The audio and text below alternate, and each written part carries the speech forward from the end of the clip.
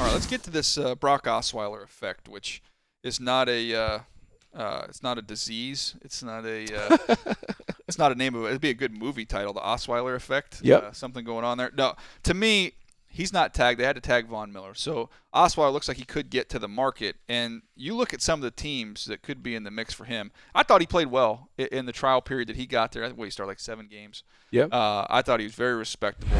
And you say, okay, well, that's not the most glowing endorsement. But I want to give you some teams, and you tell me what they would be like with just a respectable quarterback. Houston Texans.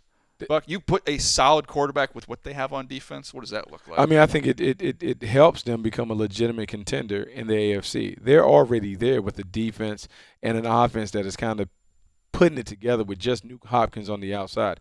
If you're able to land Brock Osweiler as a free agent, then at the 22nd pick, say you're able to get a running back, maybe a Zeke Elliott comes in, your offense changes dramatically because you already have DeAndre Hopkins on the outside. I like that. I like that plan if I'm the Houston Texans because it does put us in a position to challenge the top teams in the AFC. What if you get a Corey Coleman from Baylor and throw him in there? Oh, Some man. juice Speed, over the top to juice go over the along top with Hopkins. to help out DeAndre Hopkins. You got a quarterback that has been seasoned. He's been in the league for a little bit. He has some games under his belt playing in Denver. I can't imagine Denver letting him out. I mean, I know, But he's got. If they don't have him done before we get to free agency, man. I think the price is going to be a lot more than people think. All right, let's go to one more here. Still get used to saying the L.A. Rams. But if you're LA, I know one thing. You tell me I have a choice between even overpaying Brock Osweiler or taking Paxton Lynch at 15. I'm going to overpay Brock Osweiler. Absolutely, I'm gonna pay him because he has skins on the wall. He's been in the pros for 4 seasons. He has those reps on the practice field. The game isn't too fast for him because we've seen what he can do. I got a big back behind him in Todd Gurley. I now can use my draft pick maybe to add another receiver, add another playmaker to help Add him an out. offensive lineman if you want. You have so many options. So it could be sensible, depending on their salary cap situation, what they want to do. It opens up the draft for them to continue to take the best players. And they are a team that has a talented roster.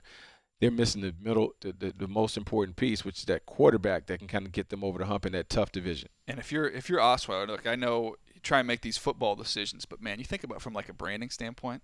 If you're kind of looking at the big picture here, team comes back to LA. They've got a loaded roster, and now you kind of plug in. You could run this town. He could run the town. He and Ty Gurley could share. And he's a top poster billing. boy. Like he looks like Brock Osweiler kind of cuts the image of cuts the LA. image. He could flowing hair. He could definitely share the marquee with Ty Gurley, and more importantly, they could win a lot of games with that kind of combination. Having a really solid quarterback with a tough running game and being able to continue to build that defense, that would be the way for the LA Rams to go. How about Cleveland? Cleveland's picking all the way up there at number 2. They had to look at him, right? I mean, Jackson had to look at him when he was in Cincinnati last year, and they went up to Denver, and Osweiler got them. Got the Bengals in that one. So he's seen what he can do, and then you free up that number 2 pick. We've talked about Jalen Ramsey. He looked pretty good in Cleveland too. He certainly would look pretty good in Cleveland. They can do a bunch of different things. So when you're the number 2 pick, it gives you the opportunity to get an impact player. And some of the impact players that we've repeatedly talked about in this draft, you now have your quarterback situation filled. Also, your rookie quarterback doesn't have to come in amidst the expectations that have kind of haunted the other draft picks that were drafted high. Yeah, you bring Osweiler in. We've seen the track record not only with Pep Hamilton but with Hugh Jackson, with quarterbacks throughout his time.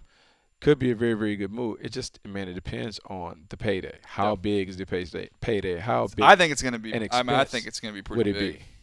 I mean, what are the other options out there? Chase Daniel, I guess, is out there. Not enough. I think Daniel, I think in L.A. though, would he make some sense there? I mean, hand the ball off, just be a manager, you know. But then I guess the big thing would be how big of an upgrade is that over Case Keenum? If you're just I think it's an upgrade, but I think it's maybe not the biggest upgrade. Absolutely. But it'll be interesting to see how free agency shakes out, and that's definitely going to affect everything as we march towards the draft. Going to change some needs for these teams and maybe change their direction a little bit. I do know. Man, there's a couple teams. You see how much money Jacksonville has underneath the cap? A lot of money, but our buddy Dave Caldwell saying he's going to be real stingy with that money. I think they're going to spend some of it.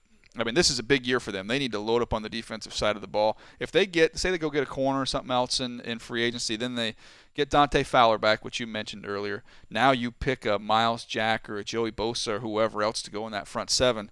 Now we're having some fun in Jacksonville. Yeah, that defense is the thing that's keeping them back. That offense is ready to go. They have all the pieces in place to have a terrific offense, but on defense, they need some more blue-chip players, some guys that can give them an immediate impact.